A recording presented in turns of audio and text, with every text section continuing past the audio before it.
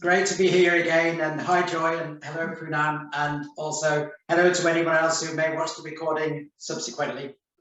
We're going to talk about sprouting. So what does sprouting mean to you? To some people, when you mention sprouts, they possibly think of Brussels sprouts, but here we're talking really about sprouting seeds, growing them into just a very small extra amount from the seed. And the reason we do this is it's absolutely brilliant. I mean, it's so good in terms of nutrition. It's relatively affordable, which is really important at the moment when the cost of living obviously is going up and fruits and vegetables, etc., in the stores are getting more expensive. And it's also, it doesn't involve a lot of physical effort. So instead of going to the shop and doing the shopping with a heavy basket, of course, some of you may use online shopping, or instead of going into your garden and planting seeds and doing all the back-breaking work of digging, etc., sprouting is something you can do in your own home.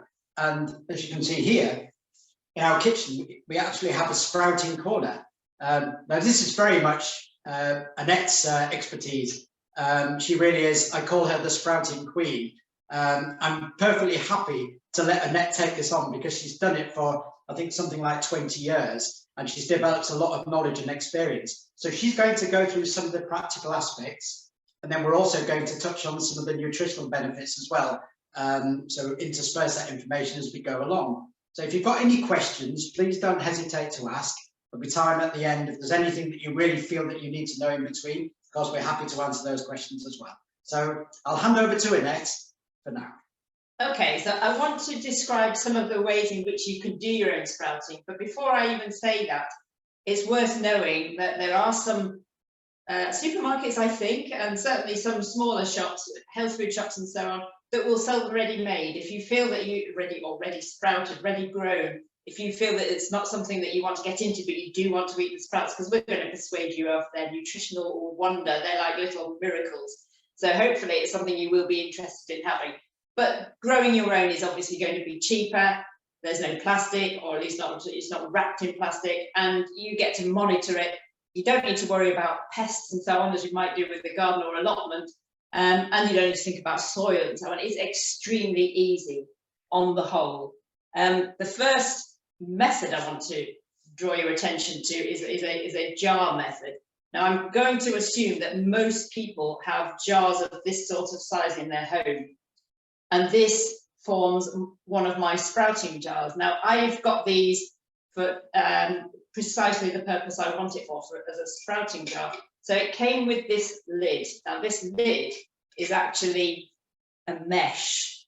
It's got holes in it, and it's got this strange kind of stand to it. Now, the reason for that is, if I'm going to put some seeds in the bottom here, which I probably would, I would probably put broccoli seeds in there, for example, or alfalfa, maybe radish. Red clover. Yeah, red clover we've used. We've used kohlrabi. We can't seem to find it in Germany, but we've used kohlrabi seeds as well when we've been in Britain.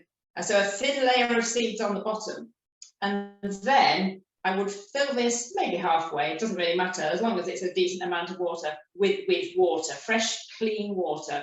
So if you're uncertain about your tap water, maybe use filtered water, which is what we did when we were living in York. And with those seeds, you would leave it overnight, or about 8 hours, roughly. It can't count the hours, it doesn't really care too much if it's overnight for 8, 9, 7 hours, whatever. It doesn't make any great difference. You leave it there, and then the next day you turn it upside down, obviously over something where it will drain away, and that you can then stand on the side of the sink and let it finish draining. Let it drain completely, so that it doesn't have any real water left in it. Of course, it will be damp. They're supposed to stay moist. If you imagine putting a seed in the ground to grow, you would probably water it straight after, so that there's moisture there. And that's what it would need. It does need to be kept moist, but not wet. So let it drain. How long would that be for, on average, to drain? I suppose I tend to leave them about 5 to 10 minutes. I mean, really, I just get on with a few other things whilst they're draining away. So as long as it's all drained, shake it a little bit because some comes out of the sides. Shake them down because the seeds will stick to the sides. That doesn't matter, they'll still sprout even if they're stuck to the sides. And then just put it to one side and leave it for the rest of the day. And then if you've by the time you've got to late afternoon or early evening, whenever you want to do it, they'll need rinsing. Let me show you one that's already on the go, because it probably makes a bit more difference to see it. This is broccoli seeds. They've just started. As I said, that some of them stick to the sides. It doesn't matter, they're still sprouting.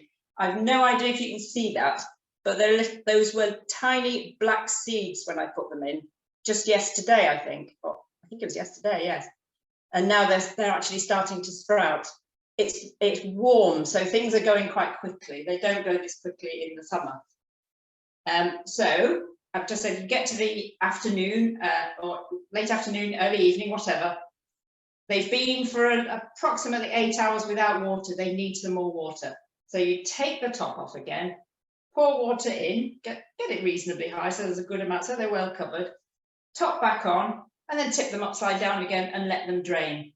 And let it drain out. So it's basically a rinse. That's all it's getting. And then the next morning, another rinse. And then in the evening, another rinse. So they're rinsed twice a day. That's it, twice a day. And then in the case of broccoli seeds, they will, now let me show you some that are ready. They will be ready quite quickly and they look like this. Now, they're possibly not as green as you might imagine. And that's because they're best harvested after just 3 days. And Graham's going to tell you why it is. They're at their best and in about 3 days of sprouting, roughly, give or take.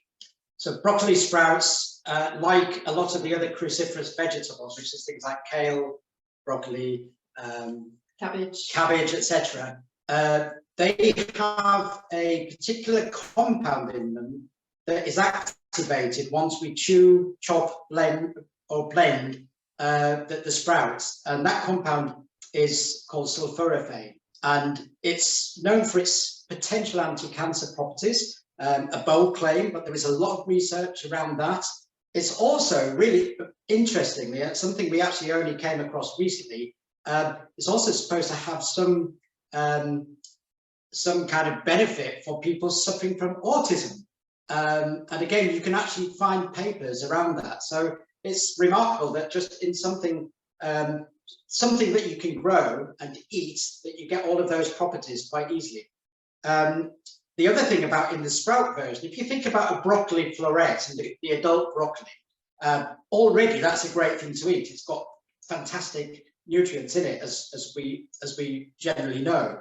But in the sprout, all of those nutrients are actually magnified or amplified, and it's reckoned that with regards to the sulforaphane in the broccoli sprout, it's something like 40 to 50 times the amounts that you would get in the adult broccoli plant. So it really is an absolute superfood in a sense. So hundreds of mini broccolis in here, all with a high nutrient content. Yes, it is amazing. It is, and it's great for putting in salads, for example, sprinkling into soup, or just eating it as it is. And we often for our evening meal we'll have a dish of mixed sprouts that we just I like adding a little bit of mustard, Dijon mustard.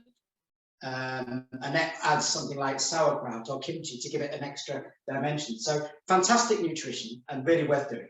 Yeah, and the thing about the little seeds is they are the ones that you do really need to get from a slightly more specialist shop. As far as I'm aware, the mainstream supermarkets are not selling them yet. I have known them do so. I used to buy some out. I used to live near a big supermarket chain called Booths, and they did used to sell some. Not this brand, the one I'm going to show you. So yeah, I'll show you this packet first, actually.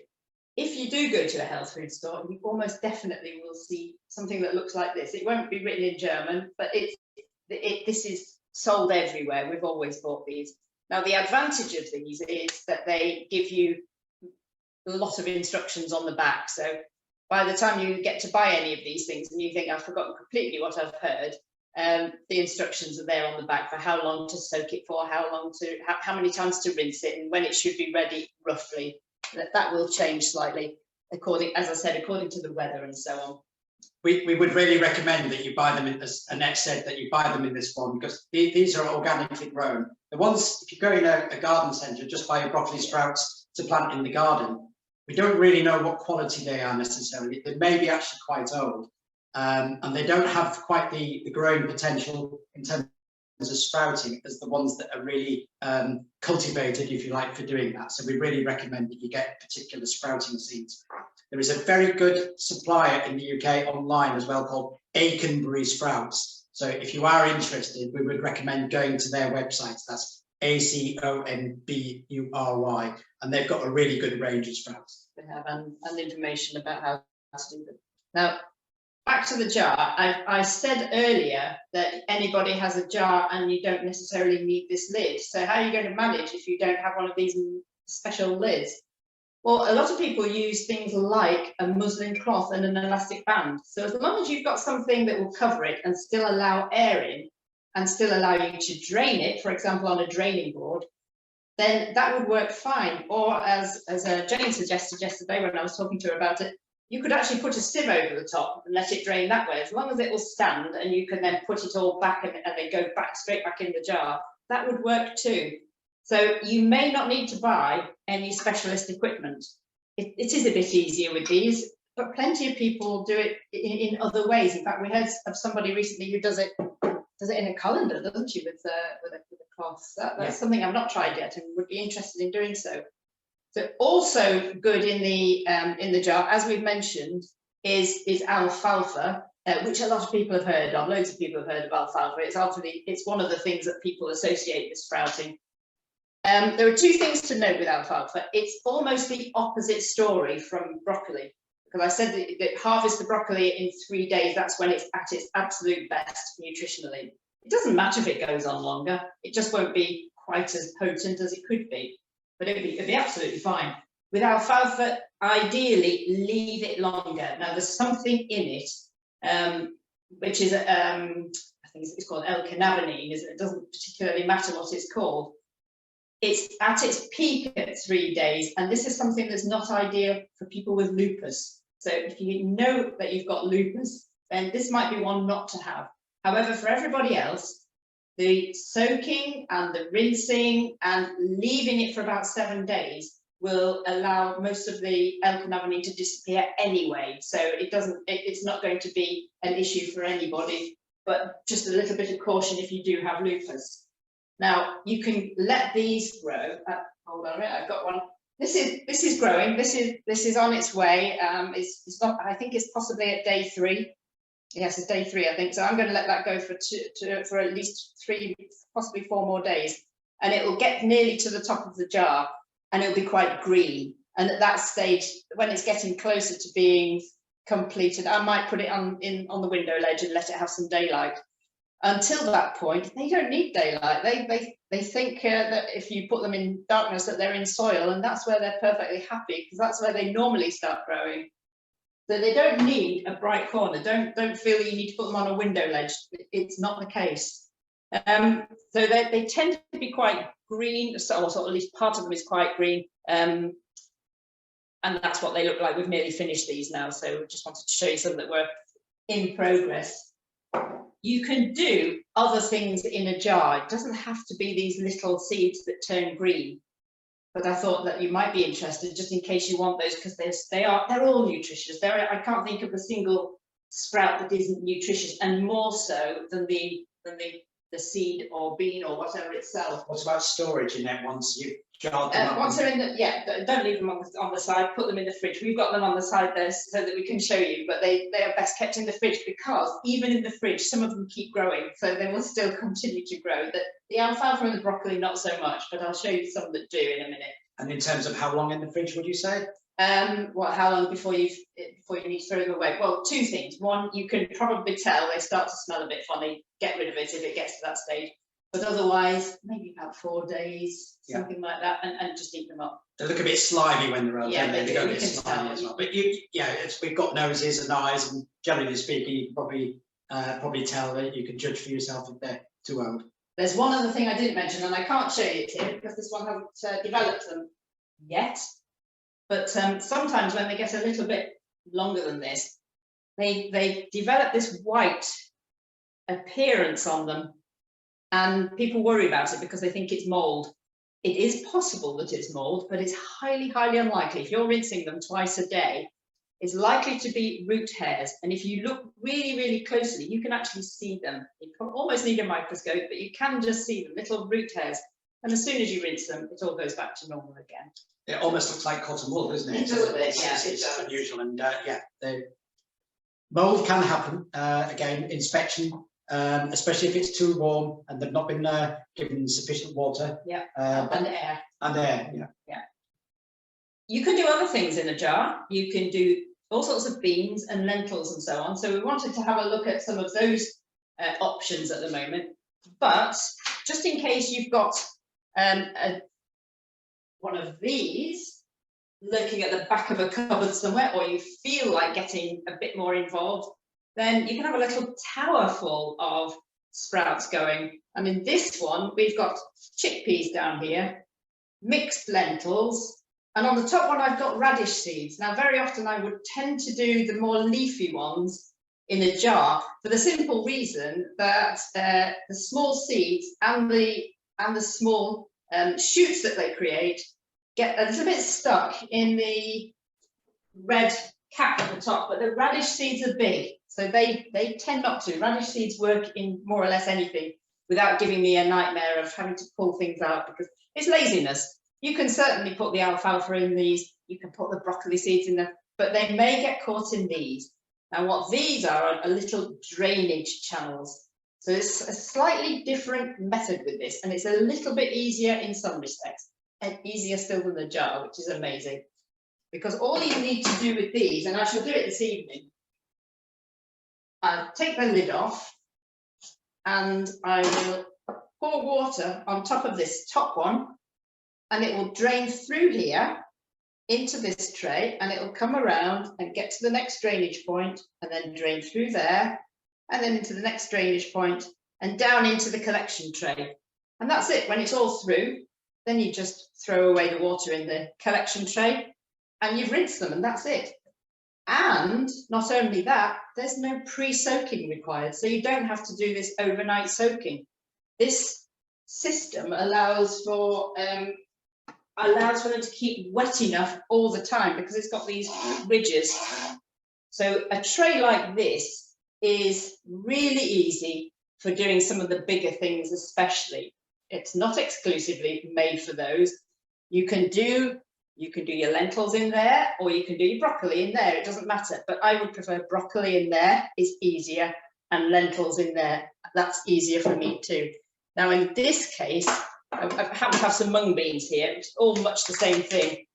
A standard packet of lentils, mung beans. Be a bit careful with chickpeas. We found some that don't sprout so well. We bought some in a glass jar and they're doing very well, but the ones we bought in plastic they were not so nice, and they needed cooking, I thought, which is also a possibility. So the ones we have here, the chickpeas here, we're happy to eat those raw.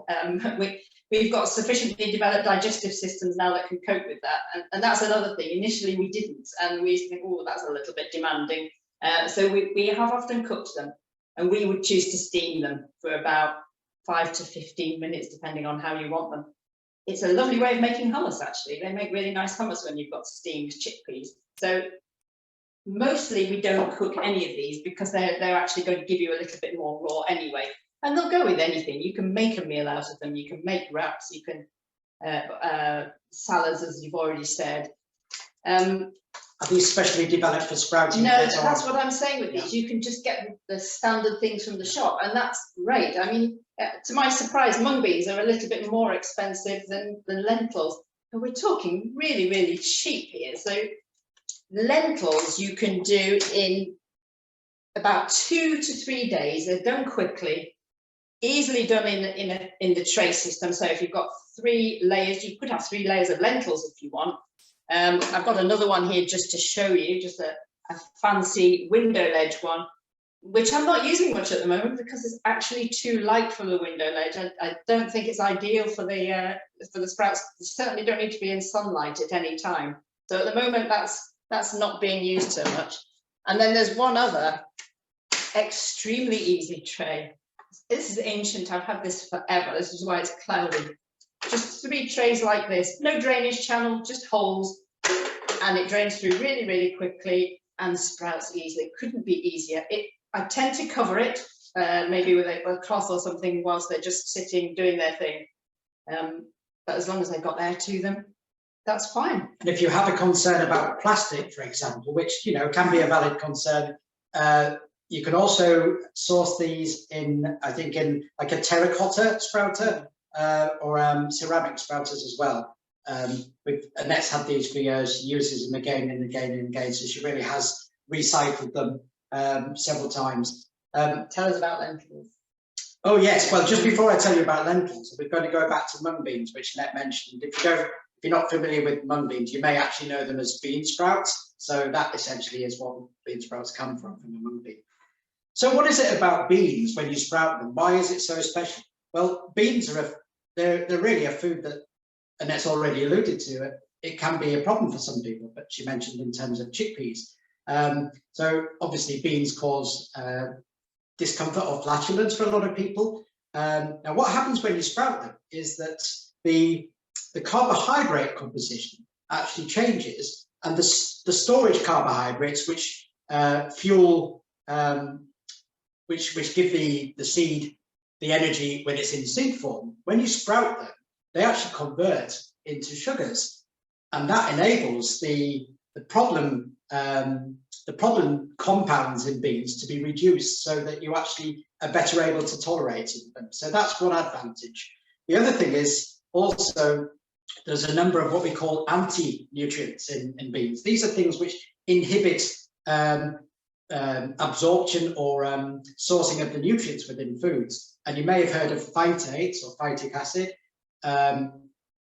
lectins, for example, and also there's amylase and trypsin inhibitors. That's something that helps break down proteins. When we soak them and sprout them, these anti-nutrients tend to be either reduced or totally eliminated.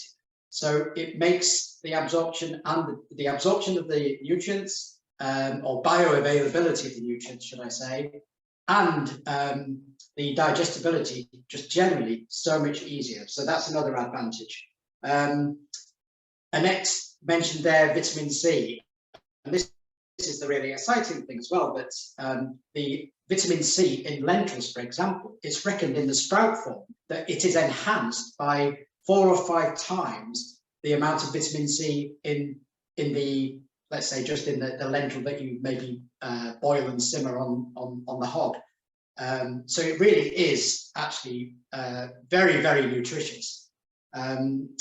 It's also got a higher protein content, believe it or not, when it's sprouted. It's because the amino acid profile, and particularly tryptophan and lysine, is actually becomes more available to us. So they're proteins, they are individual proteins. Did I not mention protein? You did. You said protein, oh, right. and then amino acids. Okay. Not everybody knows what amino acids are. Yeah. So amino acids are the building blocks of proteins. So they become much more bioavailable and much higher in protein content as well. So there are so many reasons that sprouts are worth eating and worth trying. Brilliant. Yes. So in terms of the easiest legumes to sprout, lentils is definitely up there. Easier still probably is mung beans. They're even faster, but you can just about time them to have them together if you want to. In fact, we have them here. I don't know if you can see these. I'm going to show you them like that. In this one, we've got a range of different lentils in this. Yeah, I guess like that. We've got mung beans as well, I do believe, and we've got peas, green peas. They're lovely sprouts. I think they're a little bit like, they remind me of the peas that you eat from the pod, but they're firmer, but they're a bit like that. I think they're my favourites, because Yeah, I've always loved peas, and they really are superb sprouted. So I would recommend mung beans, lentils, first and foremost, especially if you're starting out. They're easy. It's so hard to go wrong with them. And if you do, just throw them away and start again, because they're quite forgiving. Also, just to add, I'm not sure whether Annette mentioned it, with regard to lentils, make sure they're whole lentils. It's no good getting the split lentils, they won't sprout. It's got to be the whole intact lentil, lentil bean. It's a good point, actually. And whilst I'm thinking about it, these are quite small, and I wouldn't go any smaller. So those beluga lentils that you can get that are really small, occasionally a few of them don't sprout, and that's really unpleasant because they're very hard. They're inedible. So nothing smaller than that, possibly, unless you know they're really, really fresh for whatever reason. They might work then. But pui lentils as well, which is probably a similar type to the beluga lentils, the small ones. They do sprout, but for the same reasons, just a little bit of caution. Well, we've got peas here, actually. I can just show you what the peas are like. Dried peas. I think most people have seen them, but if you haven't, that's what they look like, and they are superb sprouted. They will obviously grow. They expand. And they grow that little tail.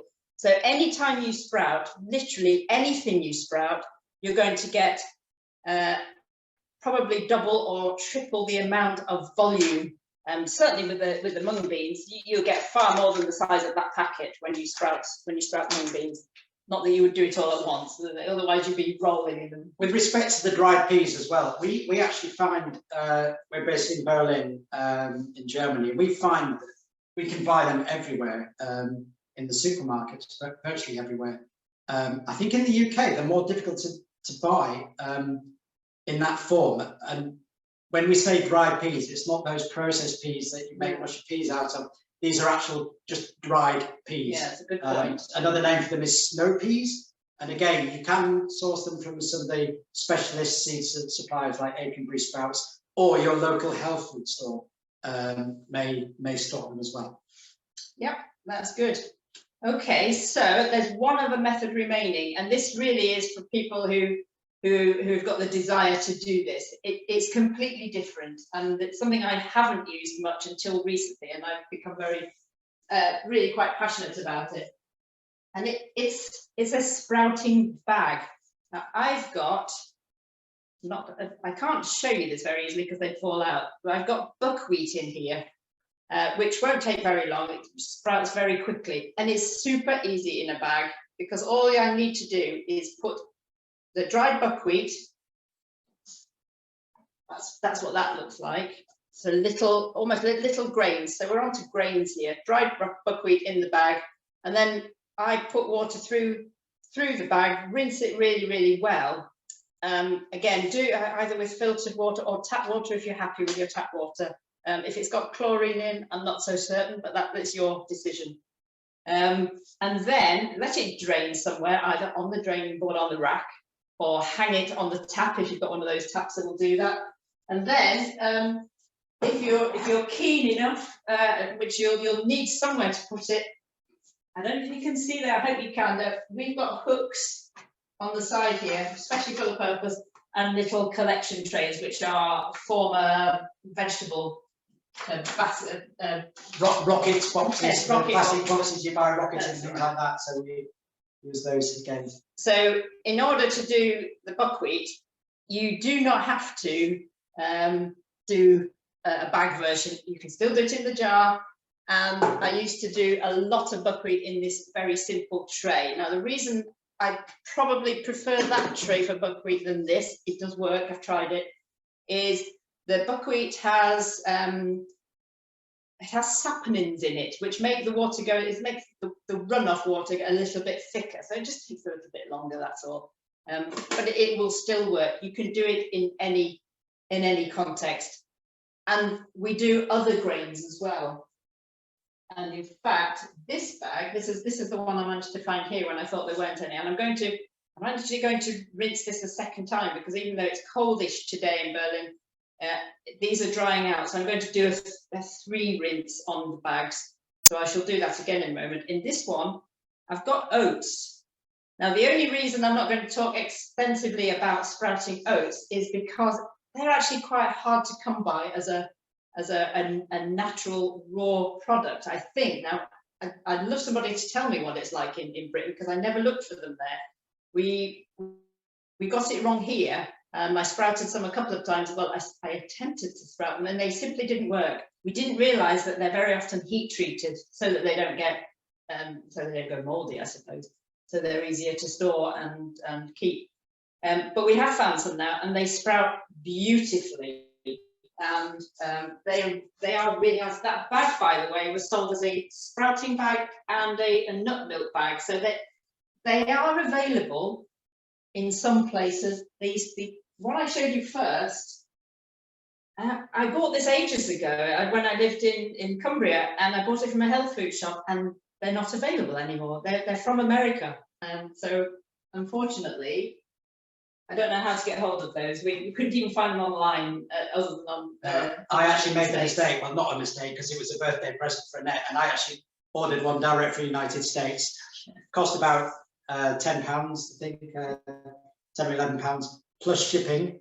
Yeah. Plus, I was charged with customs as well coming into Germany. It ended up being about £30. Really, so I won't be doing that again in a no, hurry. I mean, I'm glad of it. But she was really happy with it, and that makes me happy. And it's an excellent sprouting bag. Just going back onto the oats as well. You may be thinking when we talk about oats, we're not talking about rolled oats, because they've been processed and steamed.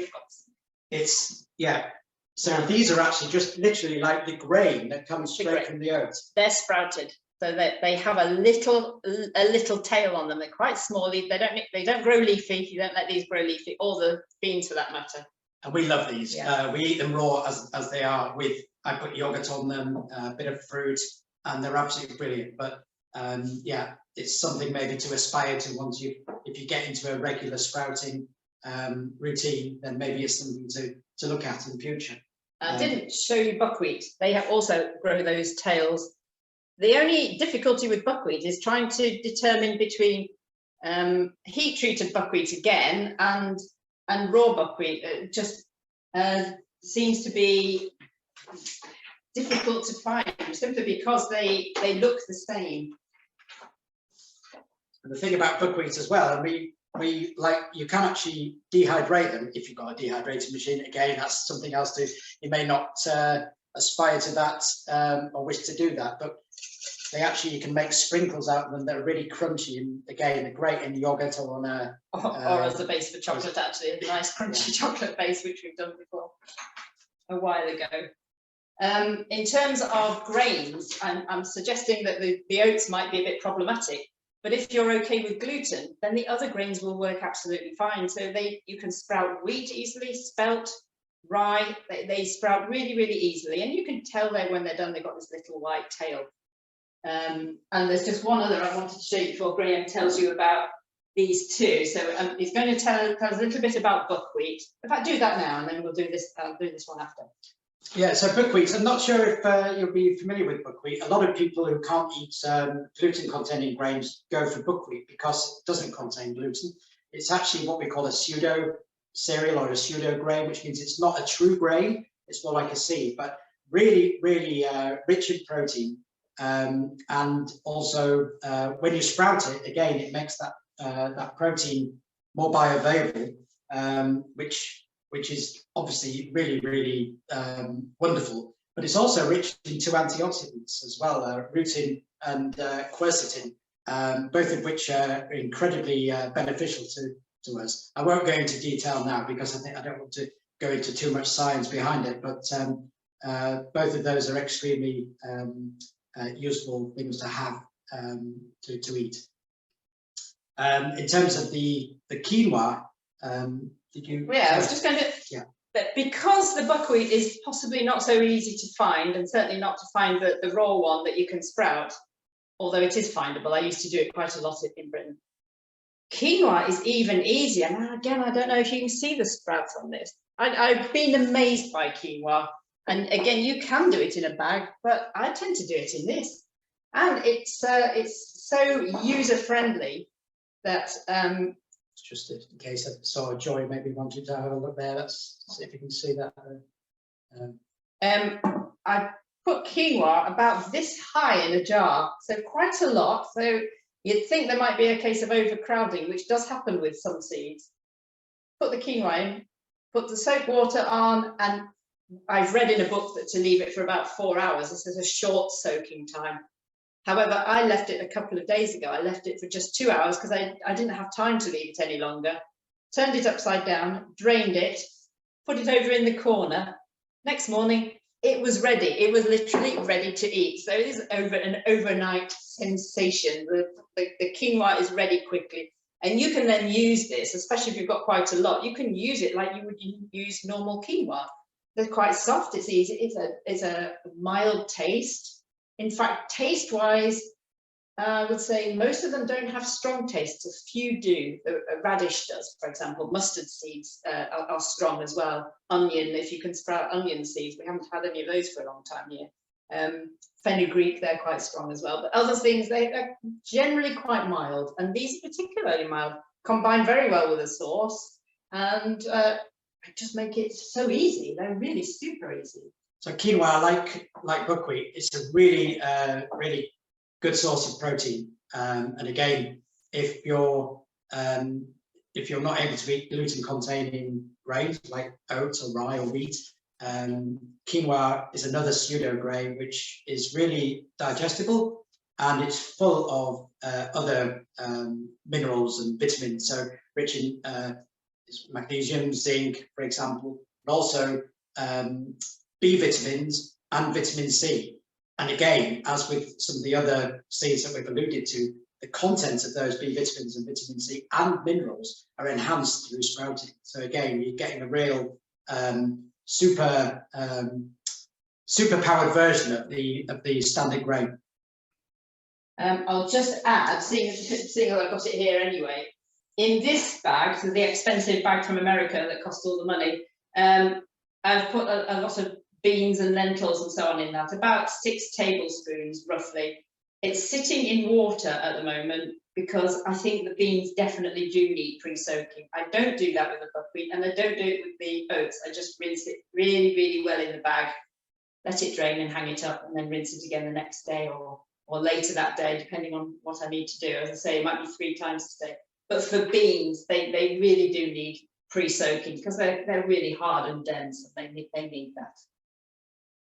So I think, unless you can think of anything, I think that's a whirlwind tour, and the purpose really is to inspire you to maybe have a go. And if it really is new to you, I strongly recommend have a go with a jar and see how you get on, and just see that little bit of magic developing in your kitchen. It's quite exciting. It is. And the other thing that we've not mentioned as well is the fact that if you're eating these sprouts in the forms that we've actually spoken about, you can actually really fill your plate. They're quite filling, but they're not full of calories. They're very low in calories. So you're getting really low calorie foods, but with really high nutrient levels.